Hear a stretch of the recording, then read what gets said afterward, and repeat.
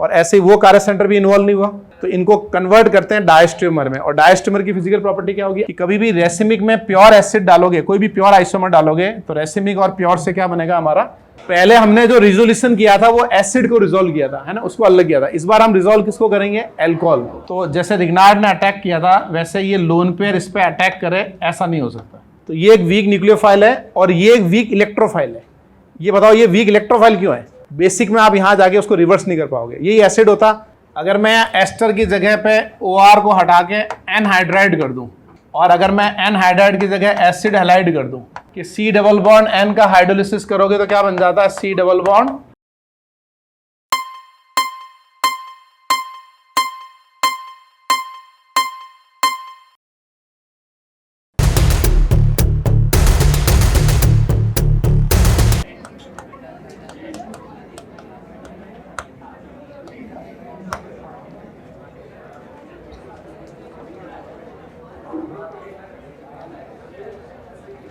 अब आगे लिखो स्टीरियोकेमिस्ट्री ऑफ एस्टरिफिकेशन।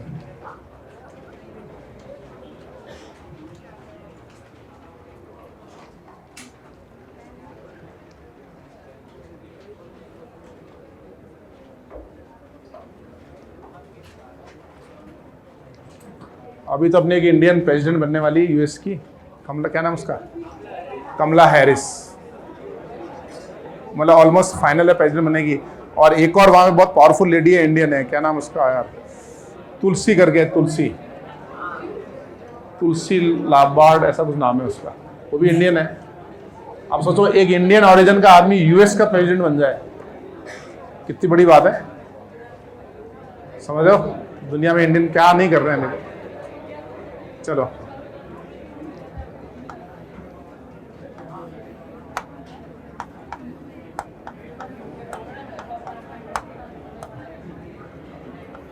मेरा भी थोड़ा इंटरेस्ट है, तुम बन जाओगे तो तुम्हारे नाम पे मैं 2-4 को धमकी दिया करूंगा।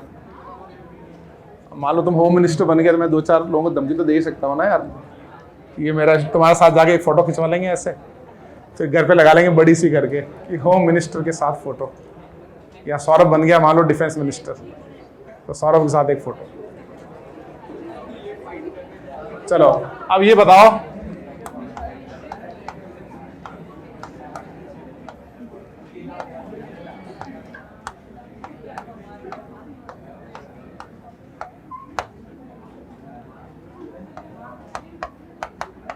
अगर हम लोग एक रेसिमिक अल्कोहल एसिड की रिएक्शन करें ऑप्टिकली प्योर अल्कोहल के साथ, तो what is the stereochemistry of product. ये है ना, एक बार जेई जब पहले भी ऐसे होता था, मेंस एडवांस टाइप होते थे एग्जाम, 2 बार क्वेश्चन आया था, मेंस और एडवांस सेम आया था। तो अब आप मुझे ये बताओ कि इसकी स्टीरियोकेमिस्ट्री क्या होगी अगर हम रेसिमिक एसिड में ऑप्टिकली प्योर अल्कोहल डाल देंगे, इनैंशियोमर बनेंगे या डायस्टेमर बनेंगे?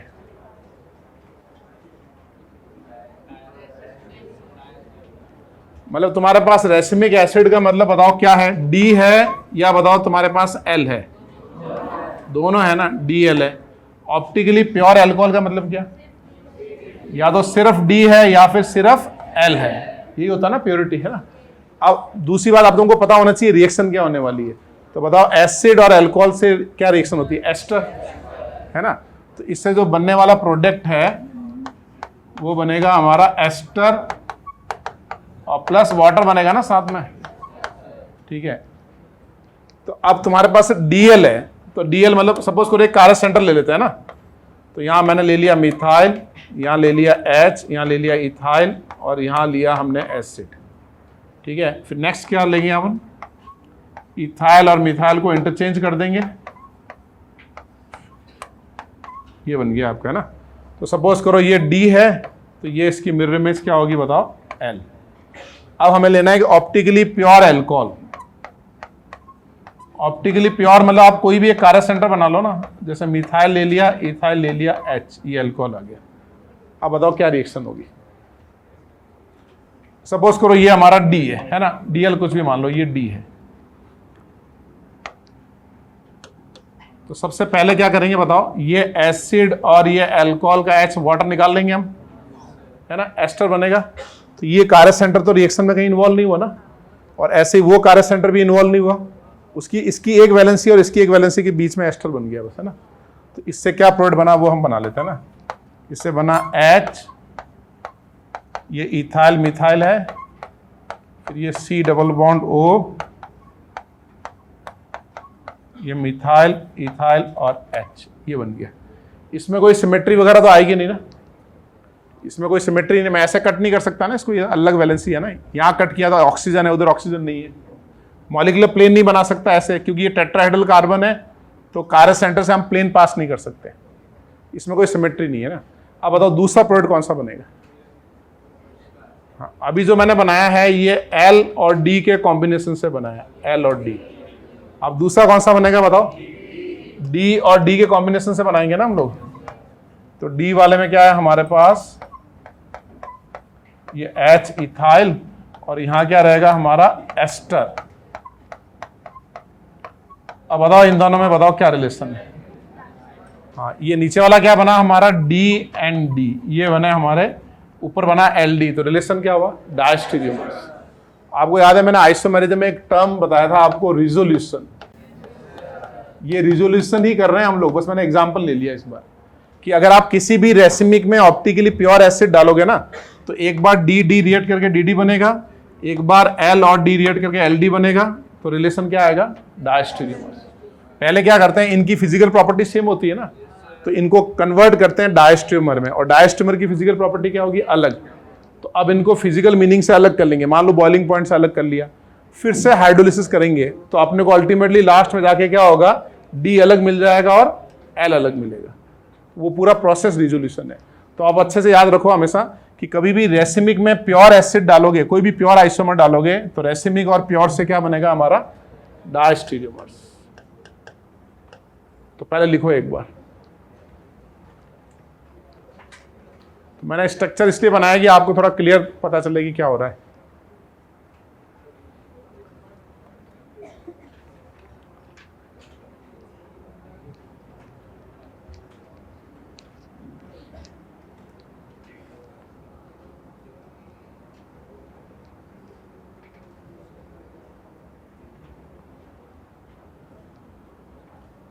अरे भाई, इंटरनेशनल प्लेयर अगर मैं खेल मंत्री होता ना, तो 5% रिजर्वेशन स्पोर्ट्स वालों का। नहीं, उसके लिए खेल मंत्री थोड़ी है, उसके लिए एजुकेशन मंत्री बनना पड़ेगा वापस। स्पोर्ट्स कोटा जैसे गवर्नमेंट जॉब में होता ना कोटा, स्पोर्ट्स कोटा, वैसे कॉलेजेस में स्पोर्ट्स कोटा। 5% ज़्यादा हो जाएगा, 2% कर लेते हैं। मैंने तुम्हें बताया था, चेन्नई ने कर दिया ना, मैंने सारी न्यूज़ भी शेयर की थी तुमसे। IIT चेन्नई ने 2% रिजर्वेशन कर दिया। बस तुम्हें एडवांस क्वालिफाई करना है और बैग और सूटकेस वगैरह लेके जाना है, बस गेट पे खड़े मिलेंगे IIT वाले सब।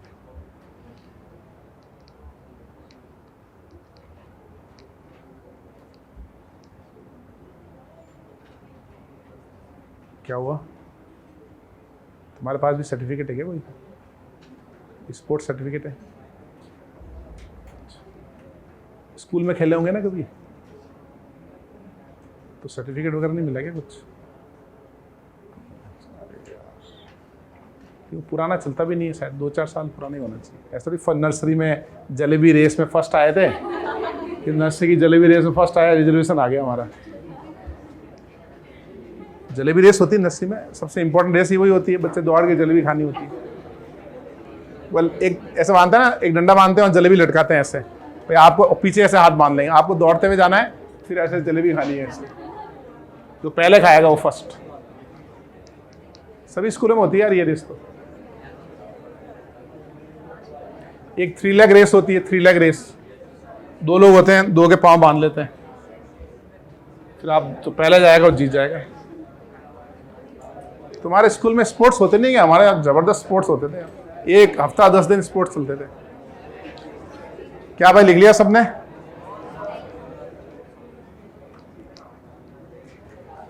थोड़ा स्पीड में लिखो। तो हमने क्या समझा, एस्टिफिकेशन रिएक्शन में अगर हम रेसिमिक की रिएक्शन प्योर एसिड से करेंगे तो क्या बनेगा, डायस्टीरियोमर्स।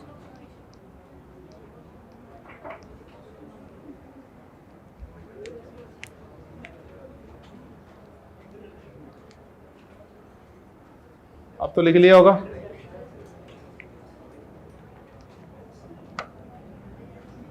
अब ये सवाल है ना, रिवर्स भी आया था, मतलब उसी साल 2 बार क्वेश्चन आया। अगर मैं ये कन्वर्ट कर दूं इसमें कि इस बार जो हमारा एसिड है ना, ये तो हमारा ऑप्टिकली प्योर है, और दूसरा जो अल्कोहल है वो हमारा रेसिमिक है। अब बताओ व्हाट इज द प्रोडक्ट, इन दोनों से बताओ क्या होगा। अब इनैंशियोमर बनेंगे, डायस्टोमर बनेंगे, क्या बनेंगे? इसमें भी भाई अपने के पास ऑप्टिकली प्योर मतलब कोई भी डी ले लिया, रेसिमिक मतलब क्या ले लिया, डी एल, फिर इनकी रिएक्शन से क्या हुआ, डी डी एल डी। तो बताओ ये क्या बना, डायस्टीरियोमर्स।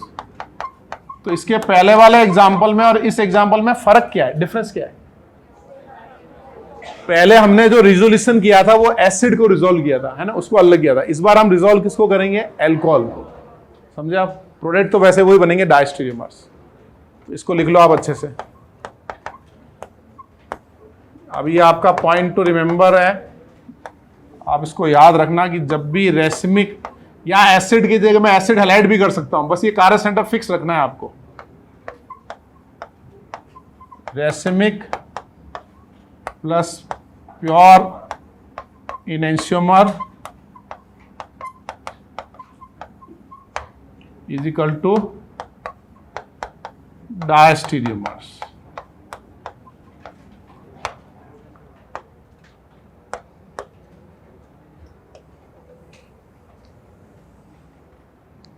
लिखो जरा,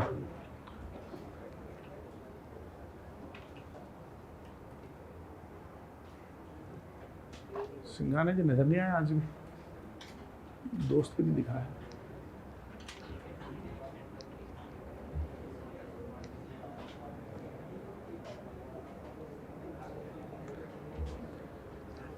लिख लिया भाई सबने? अरे ये गूगल वाले हरियाणा के लेफ्ट में बैठे कितनी बातें करते हो। अपने पास आईआईटी में कितने अटेम्प्ट पता है तुमको? कितने? ये आखिरी अटेम्प्ट है अपना। आखिरी अटेम्प्ट में आदमी को क्या करना चाहिए, सब कुछ दांव पे लगा देना है बातों के अलावा। इतनी मेहनत करनी है कि जिंदगी भर याद रहे कि यार मैंने कितनी मेहनत की थी यार। फिर वो टॉक शो में बुलाएंगे तुमको कि तुम कैसे ये कर पाए। बुलाते हैं ना सक्सेसफुल वालों को।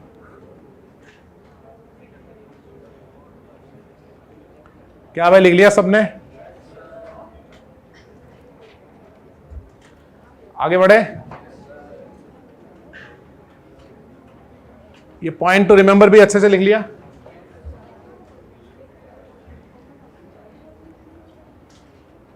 अब एक दो टर्म और सीखने हैं, फिर थोड़ा इसका एप्लीकेशन डिस्कस करेंगे।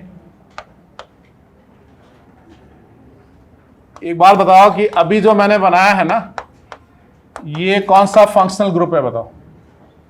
एस्टर है ना। इसमें अगर मैं अल्कोहल डाल दूं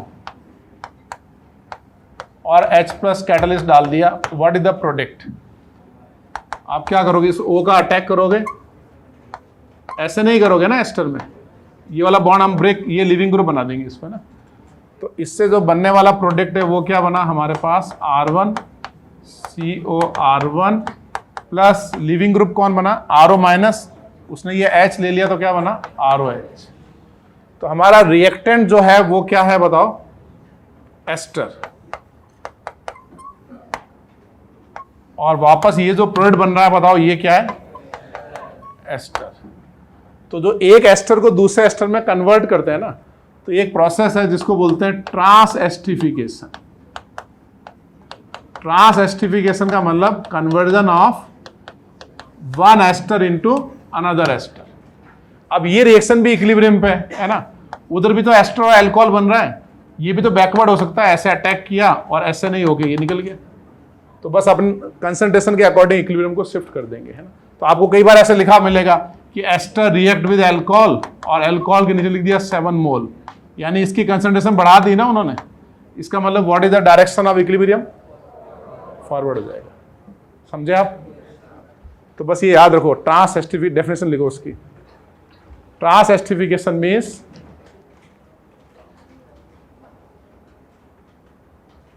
conversion of one ester to another ester. और एस्टर का सबसे ज्यादा यूज मैंने आपको कहां बताया था, कौन सी इंडस्ट्री में होता है? परफ्यूम। वो डीओ वगैरह नहीं आते परफ्यूम, और एक वो बहुत आता है ना भाई, आज क्या चल रहा है, वो फॉग चल रहा है, एस्टर है सब।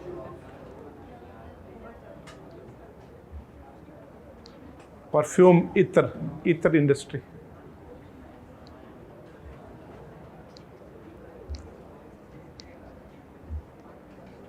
लिख लिया भाई सबने? तो ट्रांस एस्टिफिकेशन मतलब conversion of one ester into another ester. हो सकता है स्मेल चेंज हो जाए उसकी।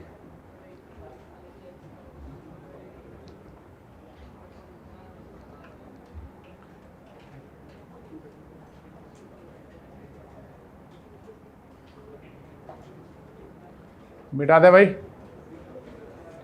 Conversion of one ester into another ester is known as trans esterification.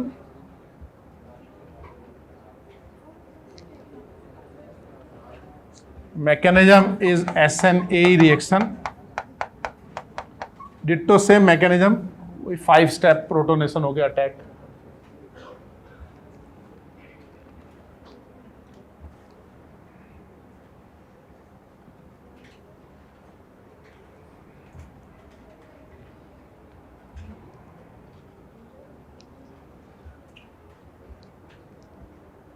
आगे बढ़े, एक टर्म और पढ़ेंगे, उसके बाद इसका एप्लीकेशन पढ़ेंगे, थोड़ा प्रैक्टिस करेंगे।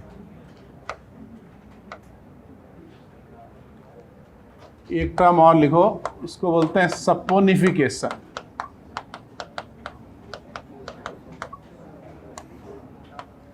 सपोनिफिकेशन का मतलब है hydrolysis of ester in basic medium. Hydrolysis of ester in basic medium is known as saponification. यानी बेसिकली हम लोग किस टाइप का हाइड्रोलिसिस करेंगे? Alkaline hydrolysis.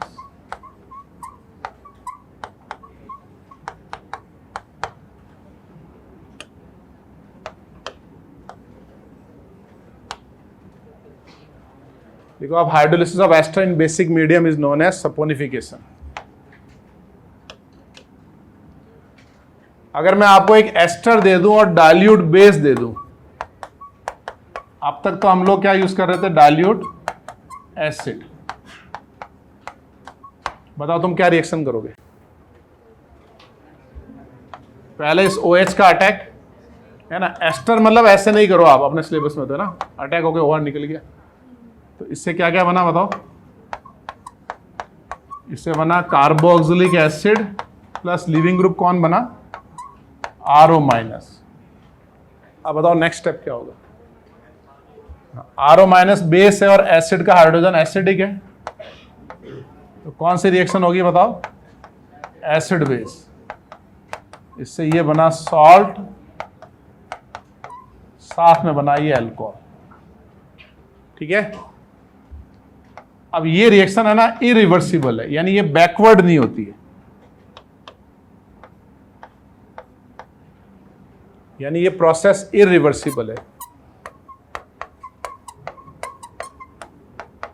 जबकि अगर यहां पे डाइल्यूट एसिड होता तो वो रिवर्सिबल होती।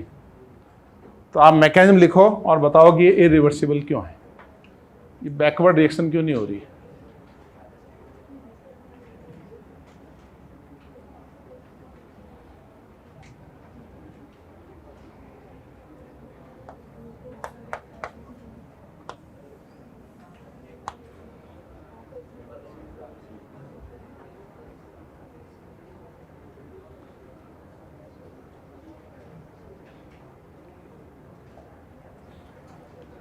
हमारे प्रोडक्ट में क्या बन रहा है बताओ?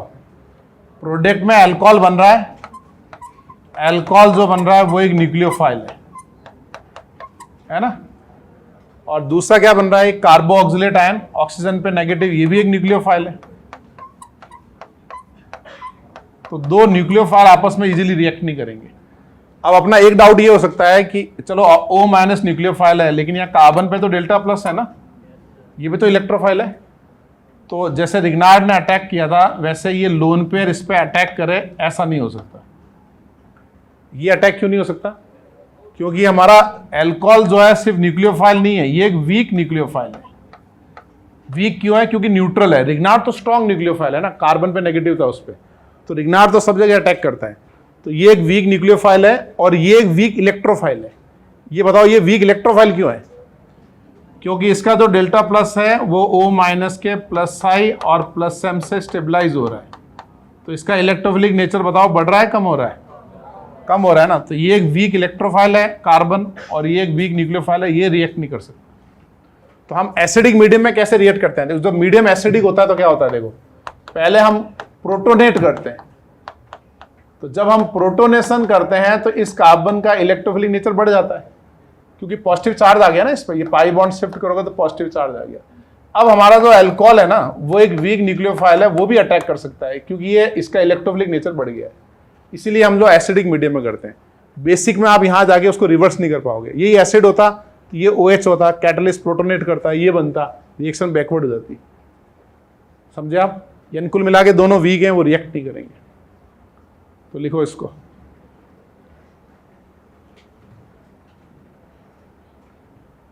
और प्रोडक्ट में चेंज क्या आ रहा है? अगर हम एसिडिक हाइड्रोलिसिस करते हैं तो यहाँ एसिड बनता है, और अल्कलाइन यानी बेसिक हाइड्रोलिसिस करेंगे तो उसका बेस बनेगा, कॉन्जुगेट बेस बन जाएगा।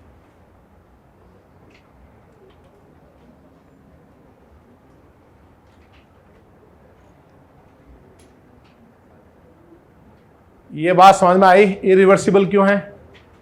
क्यों है इरिवर्सिबल? वीक न्यूक्लियोफाइल और वीक इलेक्ट्रोफाइल। और रिग्नार्ड क्यों अटैक करता है? रिग्नार्ड तो स्ट्रॉन्ग न्यूक्लियोफाइल है हमारा।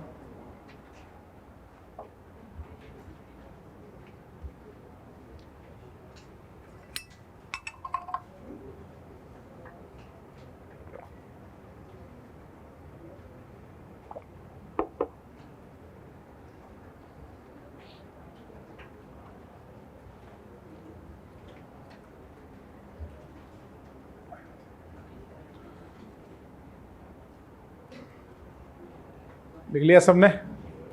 आगे बढ़े? चलो अब है ना, जो हमने एस्टर के लिए पढ़ा है ना, अगर मैं एस्टर की जगह पे OR को हटा के एनहाइड्राइड कर दूं तो भी सेम कॉन्सेप्ट लगेगा, बस लिविंग ग्रुप चेंज हो जाएगा यहाँ पे।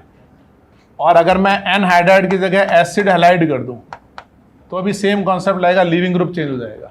मतलब हमने अब तक जो भी पढ़ा है ना एस्टर के लिए, वो एसिड डेरिवेटिव पे भी एप्लीकेबल है। मतलब वो एनहाइड्राइड, एसिड हैलाइड, साइनाइड, उन सब के लिए एप्लीकेबल है ये।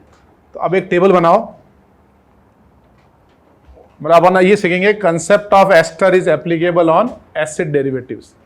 एक टेबल बनाओ, ये इंपॉर्टेंट टेबल है। उसमें आपको बीच में लिखना है रिएक्टेंट,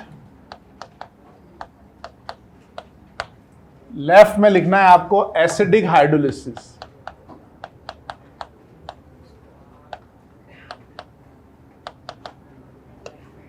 तो बताओ राइट में क्या लिखेंगे? Acidic hydrolysis. राइट में क्या लिखेंगे बताओ? बेसिक हाइड्रोलिसिस यानी अल्कलाइन हाइड्रोलिसिस। हाँ, बेसिक और अल्कलाइन दोनों लिखो आप।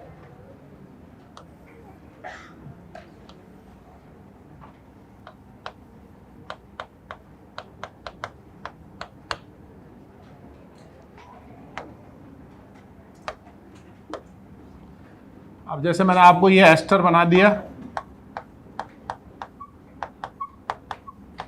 अब आपको दोनों तरफ प्रोडक्ट बनाने हैं। ऐसे मैंने एनहाइड्राइड बना दिया,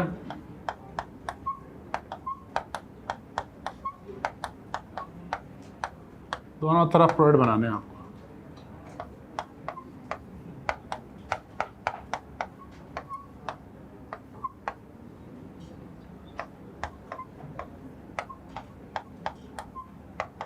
एमाइड,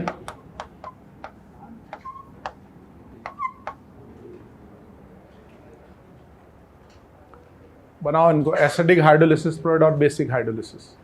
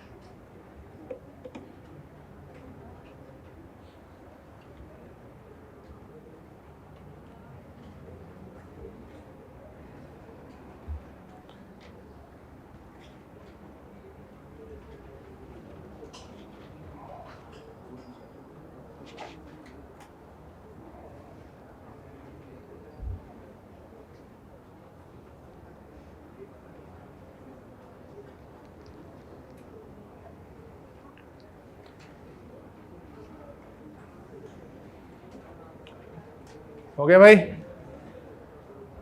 एक बार सैंपल एग्जांपल ट्राई करें चारों एक बार।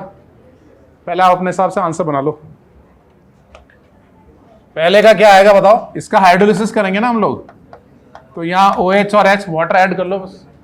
तो राइट में क्या बनेगा? अल्कलाइन में जहां पे एसिड बन रहा है वहां उसका H निकाल दो, क्योंकि बेसिक मीडियम है तो उसका कॉन्जुगेट बेस बनेगा।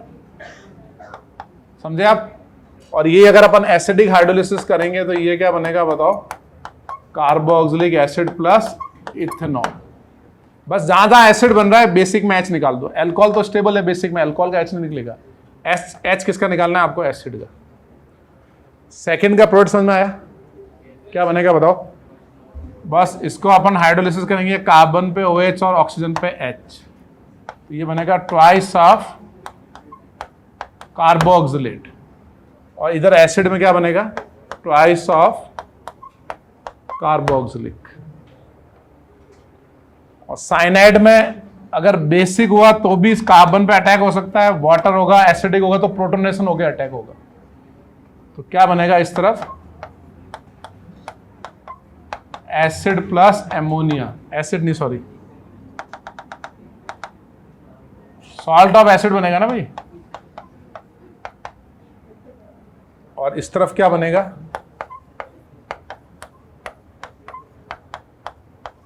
एमोनिया, और थोड़ा मतलब कंसंट्रेट रहा, थोड़ा पीएच कम रहा तो एमोनियम आयन।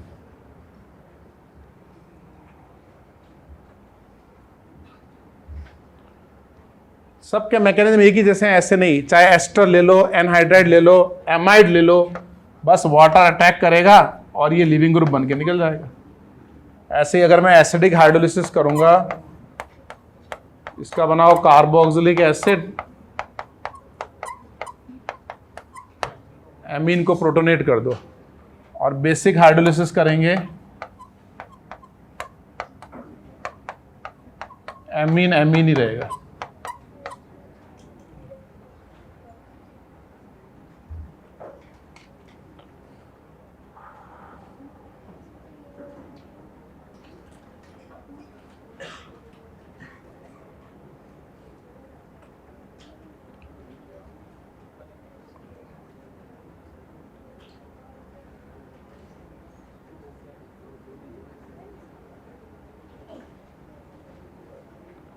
अरे भाई ये वो कैप लगाए हुए बैठे हैं, अपना बैग लो और लास्ट बेंच पे जाना है तुमको।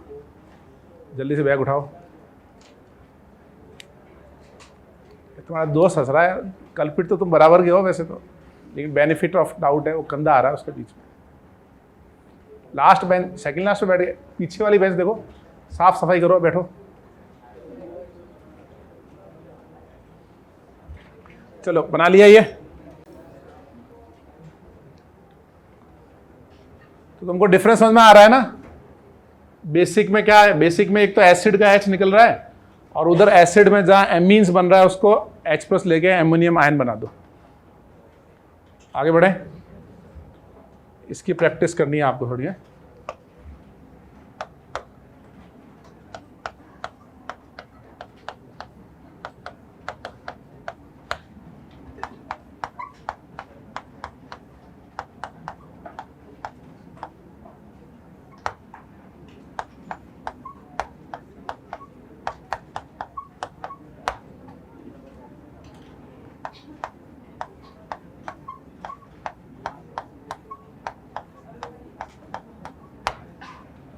बनाओ इनको, स्पीड में बनाओ सबको।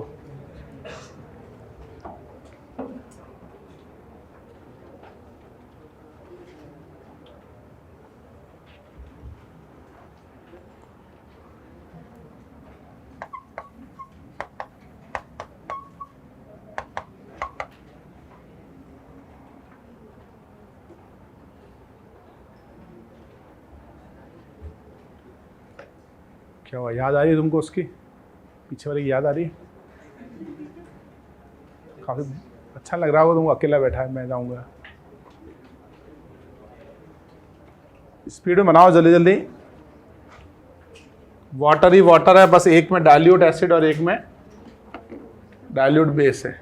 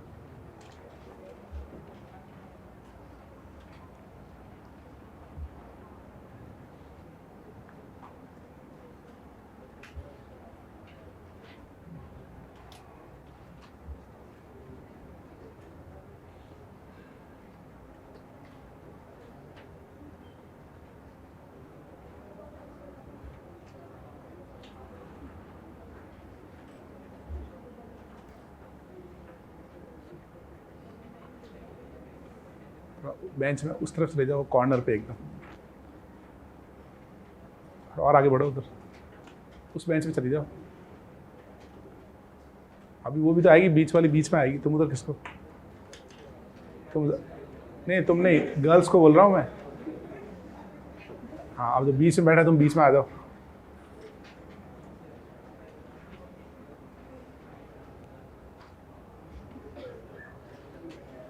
हो गए भाई सारे?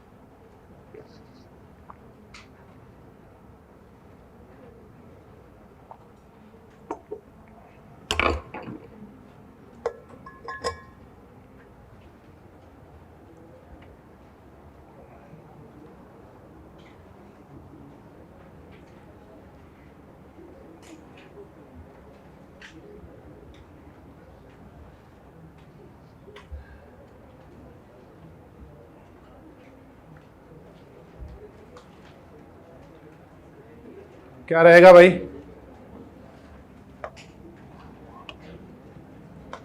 इसमें ये अल्कलाइन हाइड्रोलिसिस है ना, तो इसमें क्या बनाओगे बताओ? ये बेंजोइक एसिड का आप सॉल्ट बनाओगे और फिनॉल का फिनॉक्साइड आयन बनाएंगे।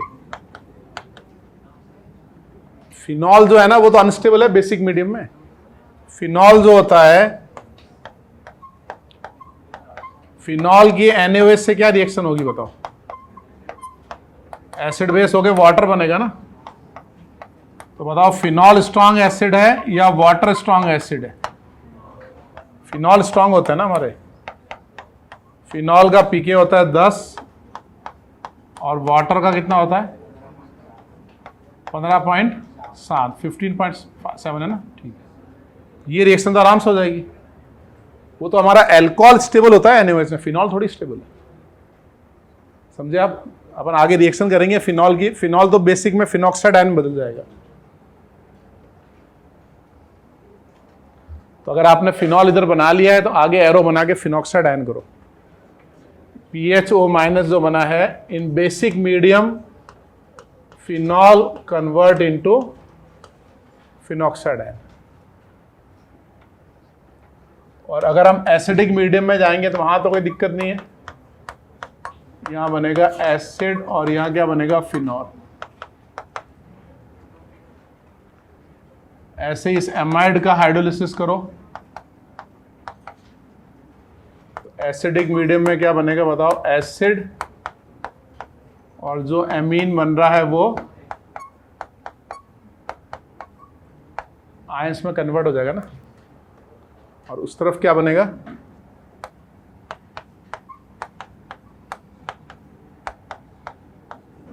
एमीन्स कौन से मीडियम में स्टेबल होंगे भाई? बेसिक, क्योंकि एमीन भी बेस है। तो जब भी हम एमीन्स बनाएंगे, हम कौन से मीडियम में एमीन्स को बनाना प्रेफर करेंगे? बेसिक। थर्ड वाले का समझ में आ रहा है कैसे होगा? इसका भी वैसे ही हाइड्रोलिसिस करेंगे जैसे साइनाइड का करते हैं। हमने रिग्नार्ड में किया था कि C डबल बॉन्ड N का हाइड्रोलिसिस करोगे तो क्या बन जाता है? C double bond O, N की जगह पे आ जाता है O।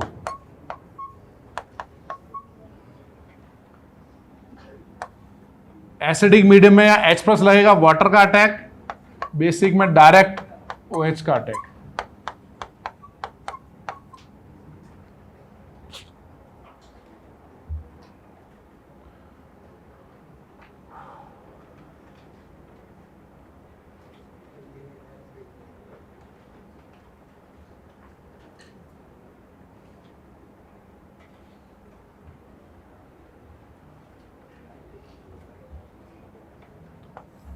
ऐसे ये थैलिक एनहाइड्राइड है।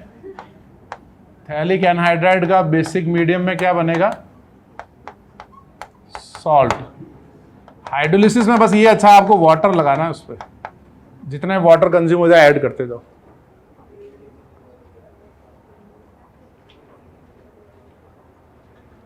और थैलिक एनहाइड्राइड का एसिडिक मीडियम में क्या बनेगा?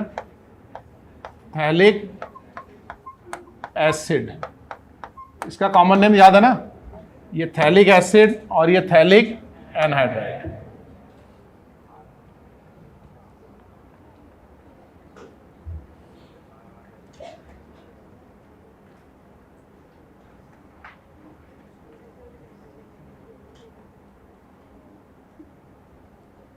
आगे बढ़े,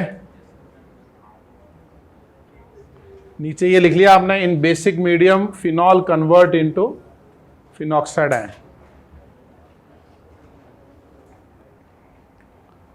इन बेसिक मीडियम स्टेटमेंट लिखो ऐसे, बेसिक मीडियम। पुराने जो जेई के पेपर है ना 15-20 साल पुराने, उसमें तो इनकी स्पेलिंग पूछते थे कि फिनॉल बेसिक में रिएक्ट किया तो प्रोडक्ट का नाम क्या है, फिनॉक्साइड आयन, एल्कोक्साइड आयन। फिर धीरे धीरे उन्होंने पेपर का लेवल बढ़ाना चालू कर दिया। यानी आप सारे प्रीवियस ईयर एग्जाम करके जेई का पेपर क्रैक नहीं कर सकते, क्योंकि वो तो नए बनाते हैं। बस प्रीवियस ईयर करने से आपको पता चल जाता है कि वो करना क्या चाहते हैं। ये फ़ायदा आइडिया होता है ना, और कई बार उनके कॉन्सेप्ट है ना वो यूज़ हो जाते हैं एज इट इज़। मतलब उसने किसी क्वेश्चन में 2-3 कॉन्सेप्ट लिए, वो एक कॉन्सेप्ट उसने आगे यूज़ कर लिया, ऐसे यूज़ होता है। ऐसा नहीं कि प्रीवियस ईयर सारे मैं 10 साल के रट लूँ। वो बोर्ड में होता है ना भाई कि 10 साल के पेपर कर लिए तो हाई स्कोरिंग हो जाएगा एकदम, वैसा नहीं है। लेकिन वो करना ज़रूरी है, तुमको आइडिया हो जाएगा कैसे वो पेपर का लेवल बढ़ा रहा है। जैसे आजकल थोड़ा और चेंज कर दिया उसने, है ना, तो चेंज तो कंटिन्यूस प्रोसेस है उनका। लिख लिया आपने?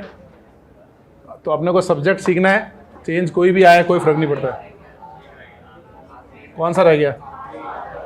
ROR का बताओ क्या होगा, बताओ। उधर बेसिक में तो नो रिएक्शन है, ether are stable in basic medium, समझे आप, इसलिए वहां कुछ लिख। और एसिडिक में क्या होगा, इसका हाइड्रोलिसिस होके क्या बन जाएगा? अगर R 3 डिग्री हुआ तो SN1, 1 डिग्री हुआ तो SN2, अल्टीमेटली बनेगा तो अल्कोहल ही। सुन रहे हो भाई? बेसिक में नो रिएक्शन है ना। ईथर, एस्टर, साइनाइड, ये 3 हाइड्रोलिसिस पे क्वेश्चंस काफी पूछे हैं। आगे बढ़े,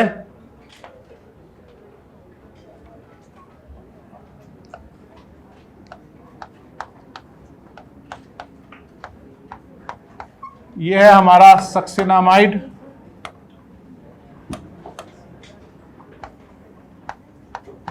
और H को हटा के इथाइल लगा दिया तो इसका नाम है इथाइल सक्सिनामाइड।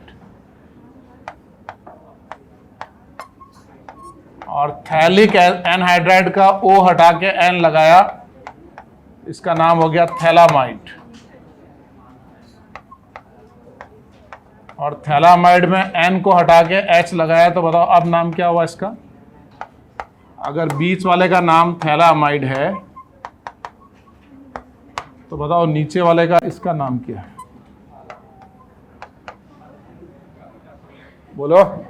इसका नाम होगा, N पे कौन सा ग्रुप लगा है? Ethyl, N ethyl phthalimide. इनके नाम लिख लेना स्ट्रक्चर के नीचे, मैं तो इधर लिख रहा हूं क्योंकि वहां जगह नहीं है इसलिए।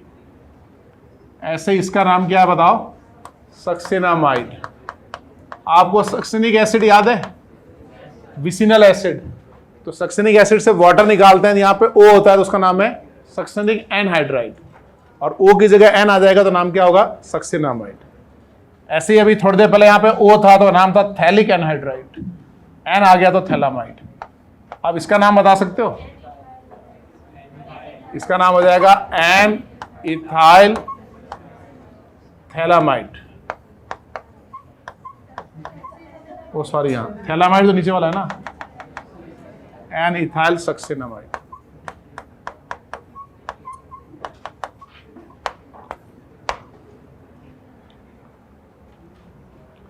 Phthalic acid, phthalic anhydride, phthalimide. Succinic acid, succinic anhydride, सक्सिनामाइड।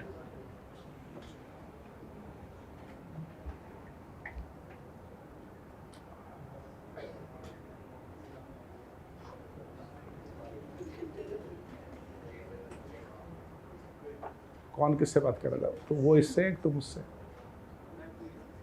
तुम पूछ रहे थे। तो पीछे कौन जाएगा? ये जाएगा कि वो तुम जाओगे? बात ये थोड़ी हो रही, बात हो रही कि कौन किससे बात कर रहा है। एक को पीछे जाना है, जाएगा कौन? मैं ये पूछ रहा हूँ। अच्छा तुम जाओगे, ठीक है।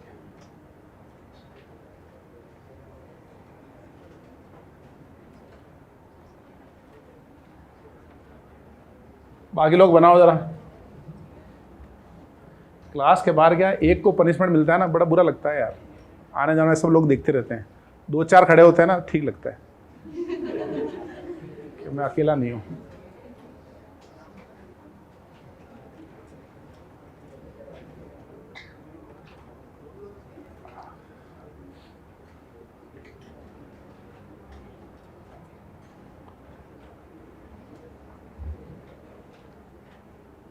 नाइट्रोजन भी हाइड्रोलिसिस में जाएगा, है ना। जब तक वो एमोनिया एमीन नहीं बन जाता, वो हाइड्रोलिसिस में जाएगा।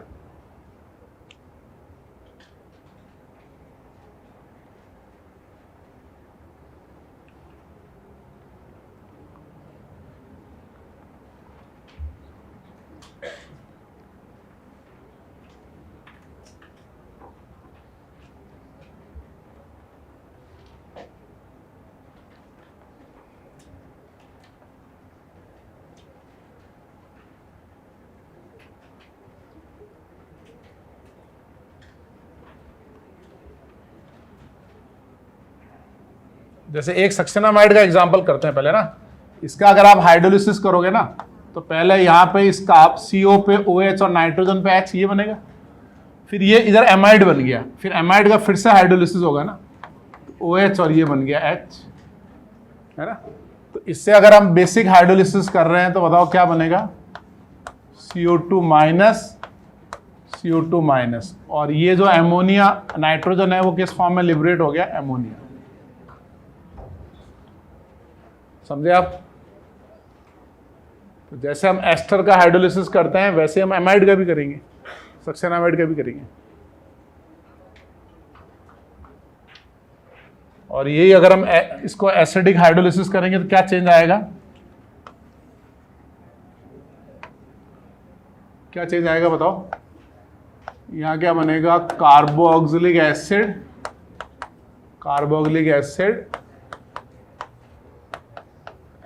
एमोनियम आयन बन जाएगा ऐसे, है ना। कट करके वही चॉइस लगाओ उसमें।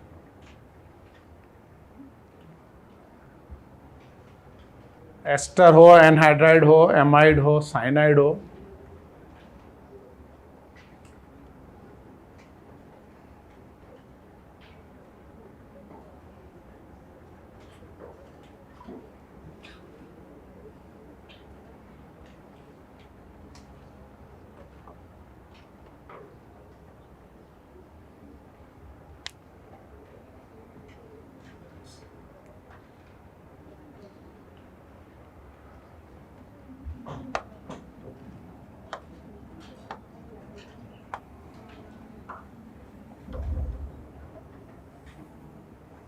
शानदार लाइन बन रही है, मजा आ रहा है।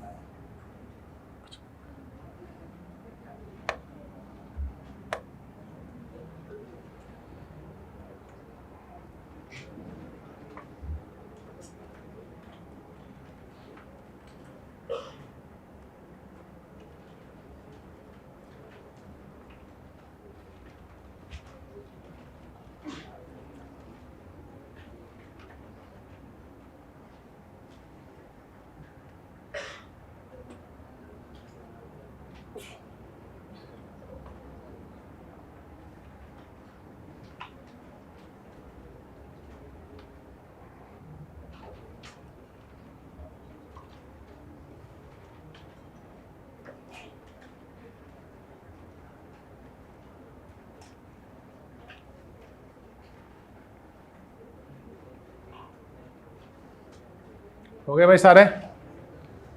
ये एन इथाइल थैलामाइड में क्या होगा?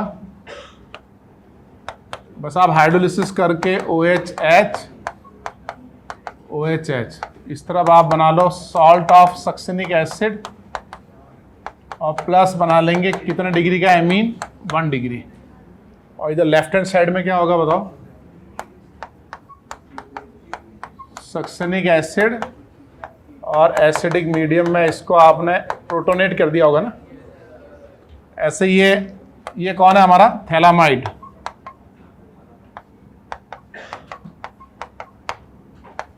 एसिड के बना लेता हूं, बेसिक के आप बना लेना।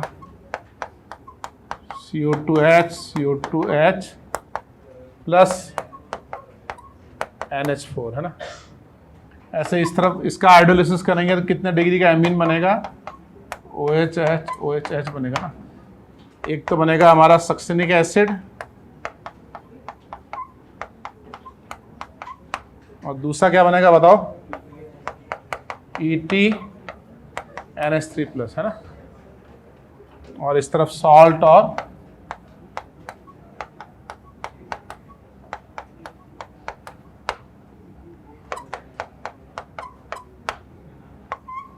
सेम सॉल्ट,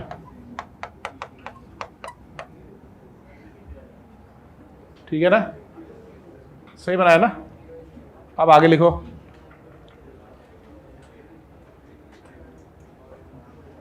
अल्कोहल का, जितने अल्कोहल की रेट ऑफ रिएक्शन के एग्जांपल हमने पढ़े हैं ना, उनको एक साथ करते हैं। देखो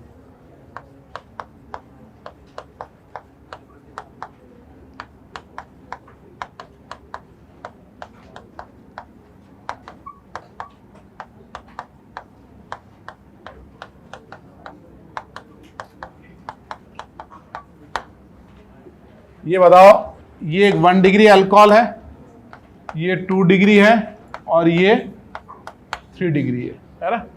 अगर हम लेफ्ट से राइट जा रहे हैं तो यहां पे प्लस साइन इंक्रीज हो रहा है या प्लस साइन डिक्रीज हो रहा है? भाई ये मिथाइल बढ़ रहा है ना, मोर sp3 कार्बन मोर प्लस साइन है ना। तो अब बताओ लेफ्ट से राइट जाने में एसिडिक स्ट्रेंथ पे क्या फर्क पड़ रहा है? एसिडिक स्ट्रेंथ डिक्रीज हो रही है कि इंक्रीज हो रही है? जितना प्लस साइन लगेगा एसिडिक स्ट्रेंथ क्या हो जाएगी, इसकी डिक्रीज हो जाएगी ना। तो इनमें से हाई, इनके पीके वैल्यू याद है, 1 डिग्री 2 डिग्री 3 डिग्री के। 1 डिग्री का पीके वैल्यू कितना होता है, 16। 2 डिग्री का कितना होता है, 17। मतलब मैं ये समझाना चाह रहा हूं स्लाइटली एसिडिक स्ट्रेंथ कम होती जाएगी इंडक्टिव से, है ना। अब ये बताओ लेफ्ट से राइट जाने में न्यूक्लियोफिलिटी पे क्या फर्क पड़ रहा है? न्यूक्लियोफिलिटी बढ़ रही है, कम हो रही है? कम हो रही है। वाई डिक्रीज, स्टेरिक हिंड्रेंस, है ना।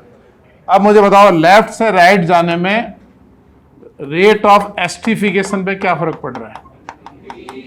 इंक्रीज या डिक्रीज? डिक्रीज, क्योंकि alcohol act as a nucleophile.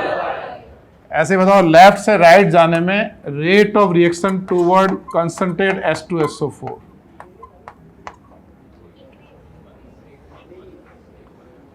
Concentrate H2SO4 में क्या रिएक्शन होगी? डिहाइड्रेशन हो जाएगा उसका ना, इवन होगा, इवन डिहाइड्रेशन ऑफ अल्कोहल। आप कंसंट्रेट एसिड डालोगे तो ये वाला बॉन्ड OH निकलेगा ना, यहां से ये वाला बॉन्ड ब्रेक होकर कैटायन बनेगा। तो किसका रेट सबसे ज्यादा होगा? 3 डिग्री। तो इंक्रीज होगा या डिक्रीज? इंक्रीज। रीजन क्या रहेगा? स्टेबिलिटी ऑफ कैटायन, है ना। या मैं ऐसे पूछूं लेफ्ट से राइट जाने में rate of reaction toward Lucas reagent. Lucas reagent में SN1 हो जाएगा ना भाई, तो ये भी तो इंक्रीज होगा। बस फर्क ये पड़ेगा कि इसमें डिहाइड्रेशन होगा, एलिमिनेशन, और इसमें क्या होगा, सब्स्टिट्यूशन। या सिंपल ऐसे पूछूं कि rate of reaction toward HBr increase. Lucas में HCl डाला है, मैं आपको किसी भी एसिड की तरफ रेट पूछूंगा H2SO4 HCl HBr, तो आप कार्बोकैटायन बनाओगे ना OH निकाल के। ये बात समझे आप? ठीक है। अब बताओ लेफ्ट से राइट जाने में rate of reaction toward active metal क्या होगा? अरे यार, मतलब यहां अपन अलग से लिख लेते हैं। Rate of reaction toward active metal, sodium, potassium, aluminium etcetera. अगर हम एक्टिव मेटल सोडियम या पोटेशियम डालेंगे तो रिएक्शन क्या होगी? H2 गैस इवॉल्व होगी ना। तो बॉन्ड कौन सा ब्रेक होगा, कार्बन ऑक्सीजन का या ऑक्सीजन H का? ये वाला बॉन्ड ब्रेक होगा ना भाई। एक्टिव मेटल में ये एसिड की तरह काम करेगा, ये H+ देगा, एक्टिव मेटल का इलेक्ट्रॉन H डॉट बना के H2 गैस बनेगा, है ना। तो बताओ सबसे फास्ट रिएक्ट कौन करेगा? 1 डिग्री करेगा ना, on the basis of acidic nature. जितना ज्यादा एसिडिक होगा उतना ज्यादा वो H2 गैस इवॉल्व करेगा। तो इंक्रीज हुआ या डिक्रीज हुआ? डिक्रीज। क्यों डिक्रीज? एसिडिक स्ट्रेंथ कम हो गई। अब अगर मैं पूछूं आपको कि अल्कोहल है हमारे पास, लेट अस एज्यूम कि ये वाला बॉन्ड ब्रेक हो रहा है, तो किसकी रेट ज्यादा आएगी? 1 डिग्री की या 2 डिग्री की या 3 डिग्री? अगर ये वाला बॉन्ड ब्रेक होने का मतलब either it will act as a acid or it will act as a nucleophile, दो ही तो रोल होंगे। तो अगर एज ए एसिड भी 1 डिग्री की ज्यादा, एज ए न्यूक्लियोफाइल भी 1 डिग्री ज्यादा। ये ना न्यूक्लियोसिटी किस ज्यादा होती है? 1 डिग्री की, लेस स्टेरिकली हिंडर्ड की। तो जब भी ये बॉन्ड ब्रेक होगा किसकी रेट ज्यादा आएगी? 1 डिग्री। और अगर ये वाला बॉन्ड ब्रेक हुआ तो ये बॉन्ड ब्रेक होने का मतलब OH माइनस निकलेगा, तो किसकी रेट ज्यादा आएगी? 3 डिग्री की ज्यादा आएगी। समझे आप? वैसे मेजॉरिटी ऑफ केस में बॉन्ड ये वाला ब्रेक होता है, OH वाला। तो इसको लिखो अच्छे से। ये हमारा अल्कोहल का पूरा रेट ऑफ रिएक्शन का एग्जांपल है। अच्छा, आपको ना साथ में रीजन लिखना है, मैंने सिर्फ बोला है ऐसे। जैसे nucleophilicity decreases, what is the reason? Steric. Esterification का reason steric. Concentrate H2SO4 carbocation stability.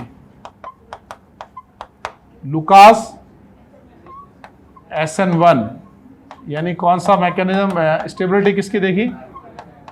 Carbocation. HBr में भी SN1।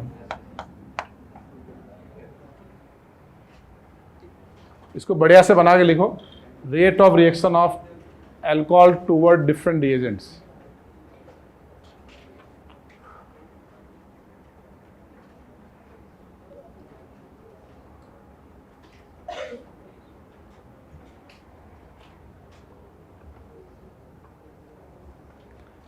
बस एक अल्कोहल का एक लेक्चर और होगा, फिर हमारा अल्कोहल पूरा। फिर करेंगे एल्डिहाइड कीटोन, फिर POC करेंगे, फिर एक दिन सब खत्म हो जाएगा। हमारा रोल खत्म हो जाएगा, तुम्हारा रोल शुरू हो जाएगा। कोर्स खत्म होते ही टीचर के दिमाग से इतना हल्कापन फील होता है उसको, जैसे तुम एग्जाम देने के बाद हल्का फील करते हो ना, उसकी जिम्मेदारी पूरी हो जाती है ना यार। उसके बाद गेंद तुम्हारे पाले में। अब तुम कैसे रिवाइज करते हो, कितनी मेहनत करते हो, सब तुम्हारे हवाले।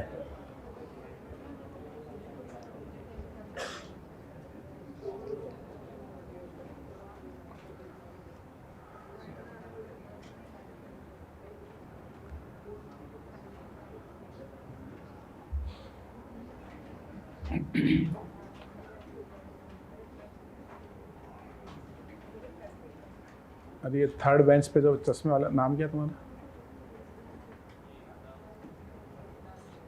दक्ष ना, नितांश। अगली क्लास में तुम्हें काम करना, सीधा पिछले बेंच पे बैठना डायरेक्ट, क्योंकि इस क्लास में जब टाइम बचा नहीं है तो पनिशमेंट एक वो वैल्यूएबल होना चाहिए ना यार। तो पिछले अगली क्लास में एंट्री तुम अकेले की एंट्री होगी पिछले वाले गेट से, कोई परेशान नहीं करेगा तुम्हें। एकदम सेंटर में बैठ जाना आराम से। बीच वाली बेंच भी बहुत दिन से साफ नहीं हुई।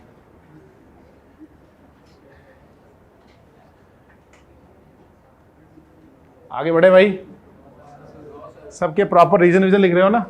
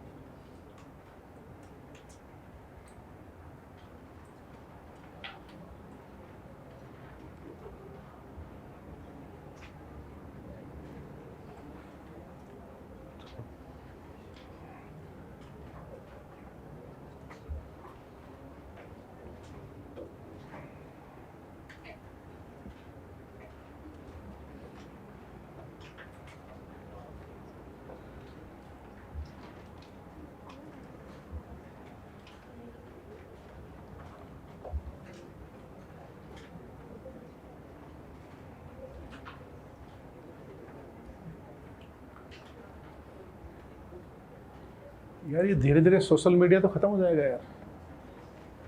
सोशल मीडिया में ऑप्शन आने लग गया आजकल कि आपका जो कंटेंट है क्या वो एआई से जनरेट किया गया है क्या। फेसबुक, इंस्टाग्राम, यूट्यूब सब जगह आने लग गया। यूट्यूब की पॉलिसी में आ गया कि भाई अगर आपने कोई एआई से कंटेंट बनाया और किसी से मैच कर गया तो आप मतलब प्राइवेसी रूल में आ गए, हम आपका वीडियो हटा देंगे। तो प्रॉब्लम अब उनको ये आ रही है कि इतना ज़्यादा एआई के लगातार नए नए टूल्स आ रहे हैं ना, तो ये डिफ्रेंशिएट कैसे करेंगे। अभी दिक्कत चालू हो गई इनकी, इनको खुद का दूसरा एआई बनाना पड़ेगा, तो इनका आधा काम तो चेकिंग में ही लगा रहेगा फिर। अब तो हर आदमी, एक आदमी इतना कंटेंट बना सकता है कि जैसे मान लो मेरे को गाने बनाने हैं फॉर एग्जांपल, suno.ai पे गया, गाने ही गाने, मैं दिन में 1000 गाने बना सकता हूँ और 1000 अपलोड कर दूँ। अभी तो टेक्नोलॉजी इतनी लो स्टेज पे, फिर आगे वीडियो बनने लगेंगे, है ना, क्या ना, मूवीज़ वगैरह सब जनरेट होने लगेगी। तो फिर इस हिसाब से तो सोशल मीडिया तो उनको इनोवेट करना पड़ेगा। क्या बोलते हो हरियाणा? अब मान लो तुम्हारा ही डुप्लीकेट वीडियो बन के आ रहा है, तुम गाली गलौज कर रहे हो, है ना,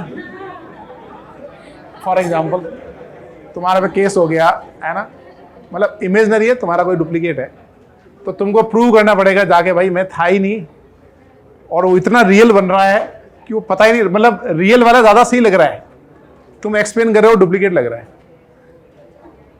ज़बरदस्त है यार। मैं खुद है ना पहले गूगल खूब यूज़ करता था, अभी मैंने देखा है ना मैं गूगल यूज़ करने में थोड़ा अनकंफर्टेबल हो गया। जैसे मेरे को अभी चेक करना था कि मोरिंगो और वो आता ना एक सहजन होता है ना, मोरिंगो सहजन बहुत पावरफुल होता है, एंटीऑक्सीडेंट होता है। मोरिंगो के पत्ते आते हैं ना यार, सब्जी में मिला के खाते हैं उससे। तो और एक स्पिरुलिना आता है, स्पिरुलिना का नाम सुना, बहुत पावरफुल एंटीऑक्सीडेंट होते हैं वो। तो मैंने उनका कंपैरिजन देखना था, तो मैंने गूगल में डाला, तो वो मेरे को दुनिया भर के वो इधर उधर के वेबसाइट वो दिखाने लगे। अब मैं क्या मतलब मेरे को काम पे लगा दिया, अब मैं ढूंढूं उसमें, मैं छोड़ो इसको। मैं गया ChatGPT पे, उसको बोला कि यार मोरिंगो और स्पिरुलिना का कंपैरिजन बताना ज़रा। उसने पहले एक पैराग्राफ मोरिंगो को पे लिखा, फिर उसने स्पिरुलिना पे लिखा। मैंने कहा यार ऐसा थोड़ी होता है, इसको टेबल फॉर्म में बताओ। तो उसने प्रॉपर टेबल बना दी। मैंने कहा 15 पैरामीटर इसके कंपेयर कर दो, तो उसने 15 पैरामीटर प्रॉपर कंपेयर कर दिए कि भाई इसमें कौन से विटामिन हैं, इसमें कौन से मिनरल्स हैं, ये कितना इफेक्टिव है। तो जो काम मुझे आधे पौन घंटे में करना था ना, उसको कुछ सेकंड्स में कर दिया उसने। अब बस वो इतना रह गया कि मैं उसको ये नहीं कह सकता मोरिंगो पाउडर ला के दे दे, है ना। अब उस मतलब टेक्नोलॉजी कितनी चेंज होती है। अब जैसे अमेजोन वगैरह है, उसको भी दिक्कत आ रही है। अपना वो जो हार्वर्ड का बच्चा है, क्या नाम उसका यार, बच्चा तो क्या बड़ा ही है, अरे वो हार्वर्ड के 2 बच्चे हैं ना जिन्होंने बनाया जेप्टो। हाँ, अरे वो बहुत डायनेमिक बंदा है वो। एक तो ये जोमेटो वाला बहुत डायनेमिक है, क्या नाम है उसका, दीपेंद्र गोयल। एक जेप्टो वाला है, उसको देखना आप, वो इंडिया में बहुत यंग है, 26-27 साल का है वो हार्वर्ड से आप पढ़ गया है, स्टैनफोर्ड कहीं से पढ़ गया है, उसमें पूरा नहीं पढ़ा, बीच में आ गया। वो स्टैनफोर्ड से आया ना, वो बीच में आ गया। आगे उसने देखा इंडिया में मतलब लोग है ना जल्दी जल्दी सबको चाहिए, तो ये ब्लिंकिट वाला जो कॉन्सेप्ट है वो पहले वो लेके आया था जेप्टो करके बेंगलोर के अंदर। अब जैसे हम लोग खूब अभी पिछले 1 महीने 2-3 महीने से खूब ब्लिंकिट यूज़ करते हैं, तो हमारे ड्राइवर साहब का काम कम हो गया। ब्लिंकिट मतलब जैसे मतलब कल मेरे को स्विमिंग पूल जाना था परसों, है ना, तो मेरे को है ना कुछ जूस वूस लेके जाना था, तो मैंने देखा यार अभी तो मैं 15 मिनट लगेंगे मेरे को तैयार होने में। तुरंत मैंने उसमें ब्लिंकिट में डाला, वो मैं जब नीचे गया तब तक वो गेट पे खड़ा था। तो मतलब 9 मिनट में वो डिलीवरी कर देता है एकदम, 9 से 10 मिनट में, जहाँ मैं रहता हूँ वहाँ पे। तो अब आपको घर में स्टोर करने की ज़रूरत नहीं है भाई, आपको स्टोरेज कम हो गया ना आपका, है ना भाई। आपको कोई सामान चाहिए और एकदम से चाहिए, अब अमेजोन वाले में तो ऑर्डर करेंगे, है ना, फिर वो 2 दिन बाद आएगा, और अगर वो खाने पीने का सामान है तो वो पता नहीं कहाँ से आएगा, फिर उसको चेक करना पड़ता है। अगर उसमें मिल्क प्रोडक्ट हुए तो और गड़बड़ है, वो डैमेज हो जाते हैं रास्ते में, फिर उसको वापस कंप्लेन करो, एक प्रोसेस होता है। और ब्लिंकिट वाला क्या स्पीड है। तो अब नया ई-कॉमर्स की जगह नया बिजनेस आ गया है, क्विक कॉमर्स, है ना। अब तुम लोग आओगे, तुम और कुछ लेके आओगे, हो सकता है तुम तो सामान छत से ही आसमान से गिराना स्टार्ट कर दो कि ऊपर ऐसा हेलीकॉप्टर रहेगा, हेलीकॉप्टर से वो मतलब ऐसा डिवाइस वो फेंक के आ रहा, यहाँ एक कैच हो गया ऐसे। सुपर क्विक कॉमर्स है ना। एक तुम्हारे लिए और गुड न्यूज़ है, लिंक्डइन है ना, लिंक्डइन के सीईओ ने पहले 2 भविष्यवाणी की थी, प्रेडिक्शंस किए थे उसने, दोनों उसके एक्यूरेट हुए। अभी उसने नया उसने बोला है कि 2024 यानी अभी कौन सा ईयर चल रहा है? 10 साल बाद, मतलब 10 साल से बहुत सिग्निफिकेंट इफेक्ट दिखेंगे। जो ये जॉब जो होते हैं 9 से 5, 10 से 5, ये सिग्निफिकेंटली कम हो जाएंगे। मतलब इस टाइप के काम करने वाले लोग बहुत कम होंगे कि सुबह 10 बजे जा रहे हैं कंपनी में, 5 बजे आ रहे हैं। सरकार की बात अलग है, प्राइवेट सेक्टर की बात कर रहा हूँ। या 9 बजे आ रहे हैं, 8 बजे आ रहे हैं, ऐसा होता है ना। तो उसने ये लॉजिक दिया कि भाई अभी क्या हो रहा है कि जैसे कंपनी को एक डेटा मतलब इंजीनियर हायर करना है, तो उसको वो हायर करता है कि भाई महीने की, फॉर एग्जांपल अपने हरियाणा को हायर कर लिया है ना, कि भाई महीने के आपको 5 लाख रुपए देंगे, हमारा एज ए डेटा इंजीनियर आप ज्वाइन कर लो। तो डेटा का बहुत ज़्यादा जॉब है ना अभी। तो हरियाणा पहुँच गया वहाँ पे, है ना। पहुँच के वहाँ पे सुबह 9 बजे पहुँच गया ऑफिस में, सारे दिन डेटा मैनेज कर रहा है। उसका AC भी यूज़ कर रहा है कंपनी का, है ना, पंखा भी यूज़ कर रहा है, वहाँ फ्री की कॉफ़ी मशीन लगी है, 2-4 कॉफ़ी भी चिपकाता है ना, चाय भी पी लेता है, थोड़ी जगह भी रोक रखी है, थोड़ा फैल के बैठता भी है, ऊपर स्पोर्ट्स की जगह वो भी यूज़ करता है। तो कंपनी को 5 लाख रुपए तो इसको देने हैं महीने के। फिर उसकी कम से कम अच्छी जगह रहेगा ना, बेंगलोर जैसी जगह में तो मतलब 10-12 हज़ार तो एक चेयर सिटिंग का ही लगता है। तो मतलब 50,000 रुपये इसका खर्चा कंपनी पे आएगा ही आएगा। 5.5 लाख रुपए हो गए। फिर गवर्नमेंट की लाइबिलिटीज़, बहुत सारे रूल रेगुलेशन फॉलो करने पड़ेंगे, क्योंकि एम्प्लॉय हो गया है ना, तो एम्प्लॉय के रूल रेगुलेशन है, मतलब कुछ आप उसको फॉलो करने पड़ेंगे। उसके लिए उसको अकाउंटिंग अलग करनी पड़ेगी, वहाँ उसका खर्चा होगा। तो अल्टीमेटली ये 6 लाख में पड़ा उसको, है ना। काम ये 2 ही घंटे करता है, क्योंकि 4-5 घंटे तो कॉफ़ी चिपकाता है ना, फिर टहलता है, बहुत सारा काम करता है ना ये।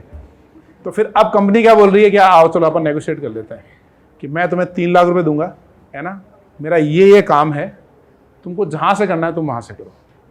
तो ये भी खुश कि मैं घर बैठ के करूँगा। तो इसको 3 लाख रुपए, कंपनी की कितनी बचत हुई? 3 लाख की। इसको 3 लाख रुपए मिल गए और ये अपने घर में आराम से हरियाणा या स्विट्ज़रलैंड में या चाइना में, चाइना तो नहीं जाएगा, जापान में, कोरिया में, कहीं बैठा बैठा काम कर रहा है अपने हिसाब से ना, अलग जगह पे। अब इसने सोचा यार काम तो 2 ही घंटे का है, मेरा काम तो खत्म हो गया 2 घंटे में, है ना। तो उसने दूसरी कंपनी से बात कर ली कि भाई तुम्हारा क्या क्या काम है। उसने कहा मेरा भी यही डेटा वाला ही काम है। कि ठीक है यार 3 लाख तुम भी दे देना। तीसरे से भी बात कर ली कि भाई 3 तुम भी दे देना। तो अब हमारा हरियाणा महीने के कितने रुपए कमा रहा है, और प्लस इंडिपेंडेंस। एक तो होता ना वो बैठा है सुबह शाम बेंगलोर में या गुड़गांव में कहीं बैठा है सुबह कंप्यूटर के सामने और कॉफ़ी चिपका रहा है बस, है ना। और अब घूम रहा है, गांव में बैठा है, घर में बैठा है, शादी भी हो जाएगी इसकी, ससुराल में बैठा है ना। तो मतलब वो कहीं भी इंडिपेंडेंस है ना। अब मान लो इसके ससुराल में शादी है, जाना भी पड़ता है, तो 3 दिन आराम से जा रहा है भाई, है ना। रात को 4 घंटे वहाँ बैठ के काम कर लिया। और अगर वो जॉब में होगा, कहीं बैठा होगा, तो वहाँ से छुट्टी लेगा, ट्रेन में या प्लेन में या गाड़ी में आएगा जाएगा, वो बेचारा उसकी पर्सनल लाइफ जो है वो तो खराब हो जाएगी ना उसकी।